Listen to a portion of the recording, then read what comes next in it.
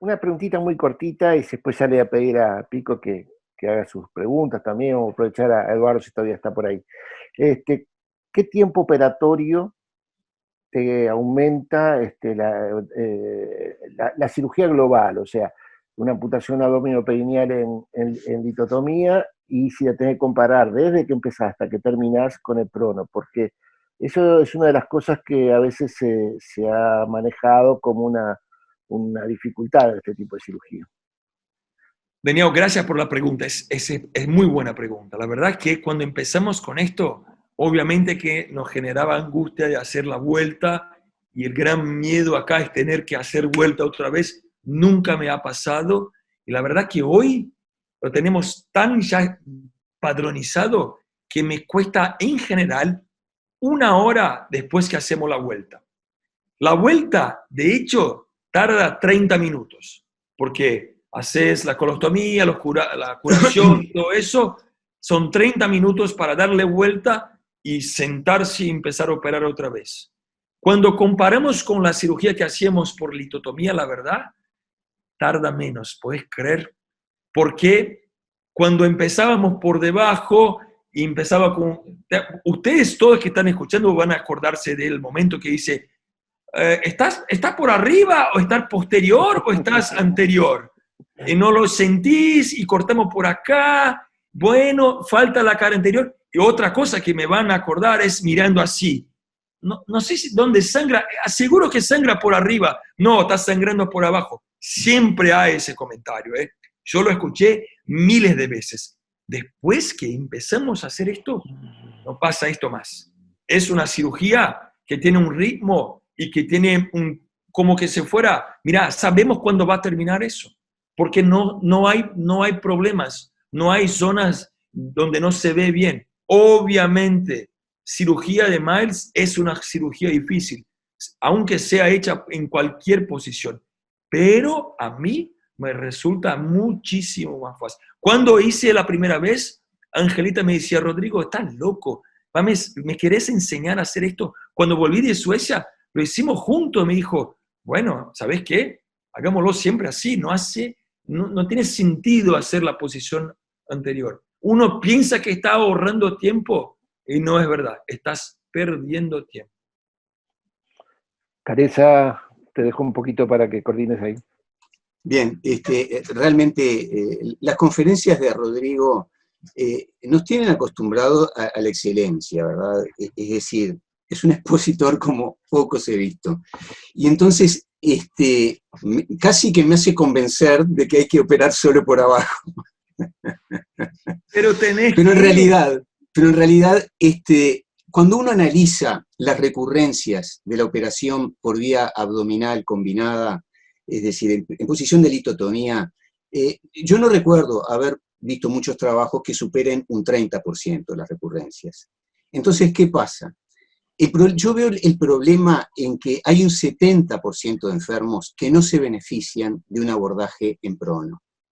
Y el prono, yo estoy totalmente de acuerdo con lo que dice Rodrigo, que para el cirujano no hay mejor exposición. Totalmente de acuerdo. Que la dada vuelta puede ser un problema en los pacientes muy obesos, que realmente no es tan fácil darlos vuelta en esos 30 minutos, ¿verdad? Pero los problemas de esta cirugía empiezan en el posoperatorio. Es decir, es una excelente cirugía hasta el posoperatorio. Y ahí Eduardo también tuvo la oportunidad de ver al propio Holm en la reunión española de coloproctología hace unos años, en la cual él mostró realmente una morbilidad que a mí me impresionó muchísimo. Desde las eventraciones esas que tú mostraste, a fístulas, necrosis de colgajo, es verdad que él fue cambiando el colgajo con glúteos, que personalmente creo que no es un colgajo adecuado porque usa tejidos irradiados, pero desde necrosis, fístulas, cosas realmente muy terribles. Entonces, cuando uno lo compara en esos tumores, yo estoy de acuerdo también con Rodrigo con los T3, pero se amputan tumores T2. Por lo menos nosotros amputamos algunos T2 que ya fueron irradiados, no respondieron, quedaron ahí pegados en el esfínter y hay que amputarlos. es decir, que de repente no admiten una resección interesfinteriana. ¿Por qué? Porque tienen pegado todos los planos, es decir, era una úlcera profunda que pegó todos los planos del esfínter y lo tenemos que amputar. Entonces, yo creo que sigue existiendo un grupo de enfermos que se beneficia de la amputación clásica, pero ojo, no el cirujano, el enfermo. ¿Por qué? Porque uno lo somete a una herida perineal que es significativamente más mórbida. Entonces, de lo demás que dijiste, Rodrigo, realmente no tengo ni nada, un punto, una coma, nada, un paréntesis, nada para poner. Pero yo quisiera plantear ese problema, aprovechando que tenemos a Eduardo, que yo creo que es un gran partidario de la amputación en prono, o sea que me van a pegar entre los dos. Entonces los dejo adelante porque me gustaría escucharlo antes de que finalizara el tiempo. Sí, escuchar un poquito, Eduardo. Además, queremos saludar al profesor Ricardo Torres, que ya se juntó a nosotros también, así que después, Ricardo, también te vamos a preguntar a ti. Vamos a escuchar a Eduardo. Yo suscribo prácticamente la conferencia que ha dado Rodrigo. Los vídeos son impresionantes. Los campos no son a veces tan exangües, pero bueno, en principio lo suscribo. No creo que conste que, vamos a ver, esto se lo vi yo la primera vez en el 90 a Ian Lavery. Luis Carriquini, que está aquí, se acordará de que Ian Lavery hacía el prono y la escuela inglesa, algunos cirujanos también la defendían. Lo que pasa es que los conceptos de Holm también han cambiado un poco la visión. Está mal, en mi juicio, está muy mal denominada extralevadora. Yo creo que debe ser, la palabra es cilíndrica, y eso lo defiende mucho Nichols en un editorial, porque confunde mucho con el término convencional. ¿Qué es convencional? Convencional no es un término, no es una definición anatómica. Y convencional era como se hacía antes. También podía ser convencional como cuando estabais recordando, con una mano por arriba y otra mano por abajo, buscándose en la profundidad de la pelvis. Eso podía ser convencional, pero hoy día eso es un desastre, no es convencional. Yo creo que es muy importante lo que ha dicho Rodrigo del borde circunferencial, no introducirse en el ángulo del lamento, que es el ángulo que forman los elevadores con el recto. Si tú vas por ahí, haces un cono y te metes en el tumor. Jamás se debe de decidir si amputas o no, como ha dicho él, en la intervención. Se debe hacer antes. Yo creo que esto, y cuando vas claramente a la intervención, te lo llevas cilíndrico, naturalmente con el estuche de los elevadores. Posiblemente no todos los enfermos necesitan una exéresis del coxis, que yo creo que contribuye también bastante al agujero. Porque hay enfermos que tienen el coxis en anzuelo y hay enfermos que tienen el coxis más vertical. Y entonces, si el plano, si oncológicamente el tumor no es posterior, que es anterior, yo creo que, y si no es un paciente excesivamente obeso, no veo necesario quitar el coxis, que a veces hay cocidinia. Y respecto a los agujeros, como ha dicho él, es el problema, pero no siempre. Hay enfermos que tienen un descenso del suelo, de la piel perineal con el valsalva y con la tos, pero no va acompañado de sintomatología, y hay otros con poco descenso que están muy sintomáticos. Entonces, la verdad es que en nuestra serie hemos reparado perines, pues no llega a una docena, a lo mejor de 100 y pico casos, a lo mejor hechos en prono. Por lo tanto, tampoco es tanto siempre el problema del agujero. No. Luego, no estoy de acuerdo con lo que acaba de decir ahora César de la herida perineal. La herida perineal en prono es un campo mucho más limpio. Le das la vuelta al enfermo, asepticias todo, cierras herméticamente el ano, te da tiempo a dejar aquello libre de células y respetas que eso ha cambiado. El criterio de Holm, una de las cosas que defiende es no llevarse la grasa isquiorrectal. Muchas veces el cierre primario es posible y no hace falta hacer nada. Si queda mucho, es decir, el colgajo glúteo eso pasó la historia, lo defendió Holm y aquello ha caído en el olvido. Se puede cerrar primariamente el perine y en algunos casos ponemos la malla. Estamos poniendo mallas profilácticas porque yo, entre otras cosas, del Gore-Tex no me fío un pelo, porque he visto hernias inguinales con intolerancia al Gore-Tex sacar el Gore-Tex como si fuera un moco infectado, es decir, una lámina toda putrefacta que el paciente, y eso no lo integra a los tejidos jamás. Yo no sé el Gore-Tex a largo plazo cómo irá, pero la experiencia histórica del Gore-Tex es muy mala. La experiencia del Permacol probablemente sea incompleta de resultados, pero por lo menos se toleran bien las mallas de Permacol. Pero no todo enfermo necesita una malla, tampoco creo que sea imprescindible. Por lo tanto, ahí hay matices a tener en cuenta. Pero en general estoy con Rodrigo. Yo opero en Prono y estoy muy cómodo y creo que tengo mejores resultados oncológicos.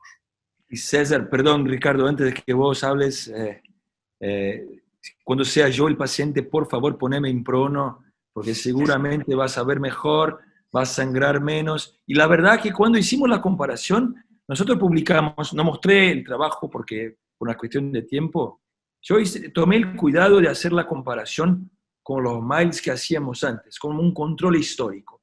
Hacíamos miles convencional, entre comillas, y pasamos a hacer el abordaje en prona extraelevador. Y cuando hice la comparación, ¿sabés qué pasó con las heridas perineales? Lo que dijo Eduardo. Tenían menos problemas porque quedaban menos tensas, menos problemas, menos infección de herida. Casi no tuvimos que manejar problemas, aún así pasan problemas, obviamente. Pero la verdad es que no tuvimos en ningún momento peor movilidad general, a no ser con la hernia perineal, que creo que es otro problema, pero de morbilidad postoperatoria inmediata no pasa, es menos frecuente. Yo coincido que el agujero es un problema que no sabemos solucionar perfectamente. Coincido con Eduardo que todavía capaz que no necesitemos sacar todos los coxis, pero te voy a hacer una sugerencia. Cuando empieces a hacer, saca el coxis hasta que aprendas, hasta que lo tenga bien establecido la técnica, porque ayuda mucho en términos de campo de visualización quirúrgica. Eso ayuda un montonazo. Lo pasé mal en un par de enfermos que dijo, no vamos a sacar el coxis, el tumor anterior eran hombres, no era el mejor caso, pero lo pasé mal y me arrepentí. Perdón. Rodrigo, no he hecho sin sacar el coxis. Quería preguntarte qué colgajo es el que estás usando actualmente. Yo trato de casi nunca usar el colgajo. Odio los colgajos, porque los problemas que tienen los colgajos y los cirujanos plásticos es tremendo y para mí son subnotificados. Los problemas de los colgajos son tremendos. Yo creo que el problema que tenía Holm, muchos tienen que ver con el colgajo más que con las mallas. Sí, las mallas tampoco son perfectas, pero cuando no es una exenteración, no hacemos colgajo. Cuando es solo miles, tratemos de poner mallas. Cuando son exenteraciones, yo creo que el colgajo casi, no sé, no hay una buena solución que no sea un colgajo. Tenemos no sé si puede... Luis, sí, ahí va. Dale. Tenemos a Luis Carriquiri, que hasta donde yo sé fue de los primeros en hacer esta técnica en nuestro país, y que quiere hacer un aporte. Ricardo, te dejo un poquito para después. Dale, Luis. Prende el micrófono. Tenés el micrófono apagado, Luis. Luis, tenés el silenciado. Perdóname. Ahora sí, ahora te escuchamos. Ahora sí. En los últimos años de mi práctica quirúrgica, después de haber visto y oído a Holm, empecé a hacer en decúbito prono y estoy absolutamente convencido y absolutamente de acuerdo con Rodrigo en lo que dijo. Me parece que la operación es mucho más fácil, mucho más segura, sangra menos, ¿no? Y uno ve muchísimo mejor todos los planos. No tengo la menor duda y coincido 100% con Rodrigo. Yo utilicé en ese tiempo, ya hace unos cuantos años, el colgajo para cerrar. El colgajo Bram, lo cual plantea otro problema, porque el plástico tiene que hacer el colgajo, ¿no? Y dejarlo en la pelvis antes de que el paciente rote y buscar alguna forma de identificarlo bien para que no quede rotado cuando uno lo saca por abajo, ¿no? Y es un poco más larga la operación. Supongo que con el tiempo, si hubiera seguido operando, hubiera tratado de buscar otra alternativa. Pero quiero destacar lo mismo que dijo Rodrigo, 100% de acuerdo. Creo que nosotros presentamos con Barberús en la Sociedad de Cirugía nuestra experiencia inicial con la amputación extra esfinteriana, extra elevador, y la verdad que tuvimos buenos resultados. Bueno, Luis, muchas gracias. Antes de darle la palabra a Ricardo para que después Rodrigo ya vaya cerrando, te voy a dejar un par de preguntas que hay en el chat con respecto a cómo afecta el uso de la radioquimioterapia, si genera más complicaciones intraoperatorias. Esa es una de las preguntas. Y la otra pregunta se refiere fundamentalmente a qué reperes tomás para no lesionar la uretra. Si querés, Rodrigo, escuchamos el comentario de Ricardo y después ya haces tu cierre.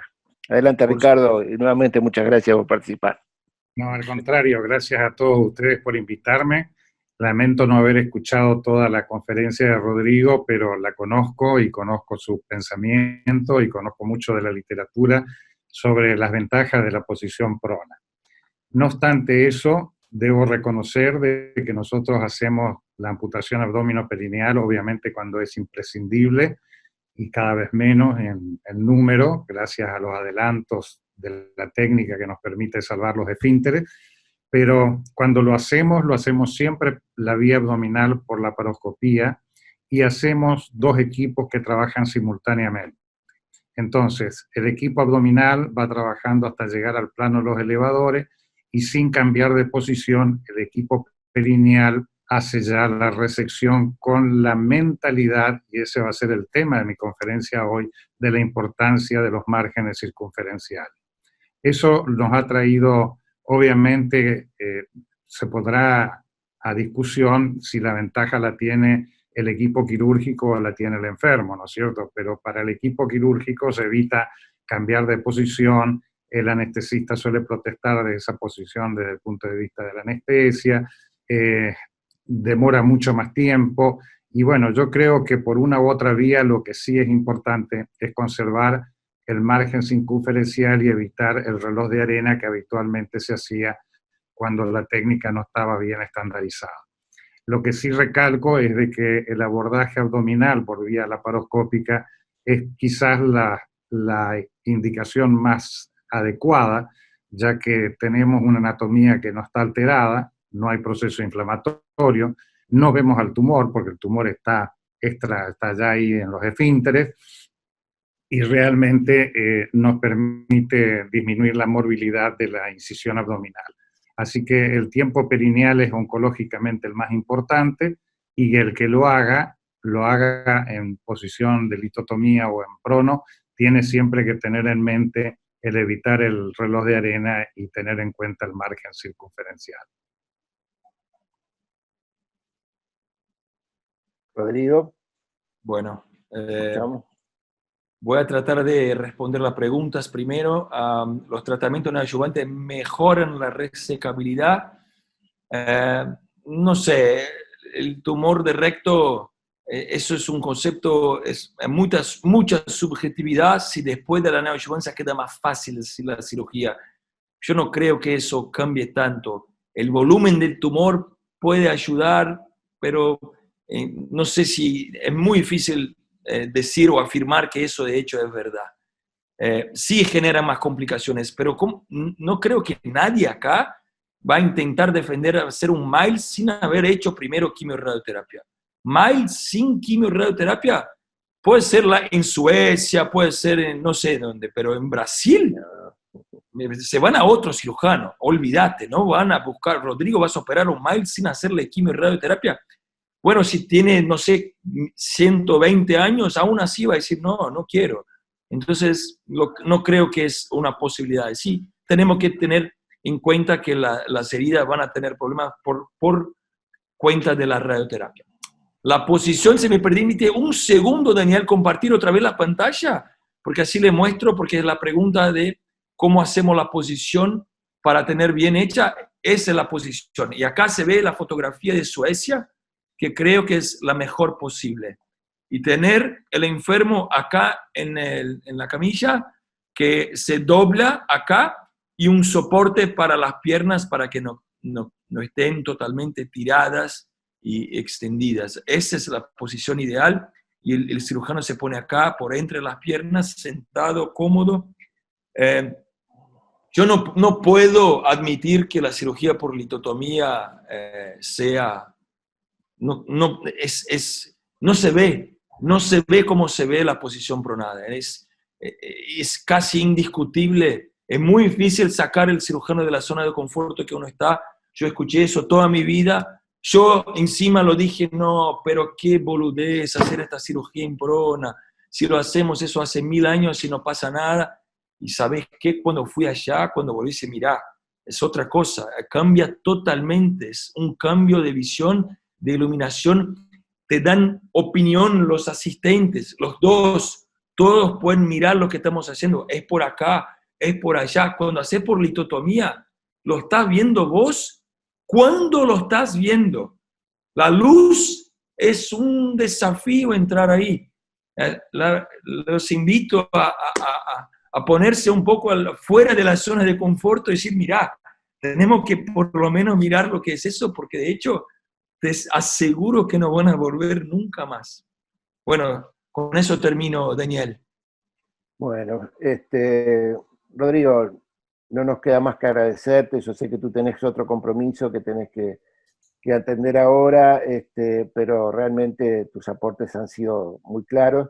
Me faltó que me dijeras qué precaución tomás para no lesionar la uretra, que fue una pregunta de uno de los participantes. Sí, muy buena vino pregunta. por el chat de uno de los participantes. No, con razón, perdón que me olvidé. El principal forma de evitar la lesión de uretra es el cirujano que está operando todo el tiempo preguntándose dónde está la uretra, dónde está la uretra, dónde está la uretra.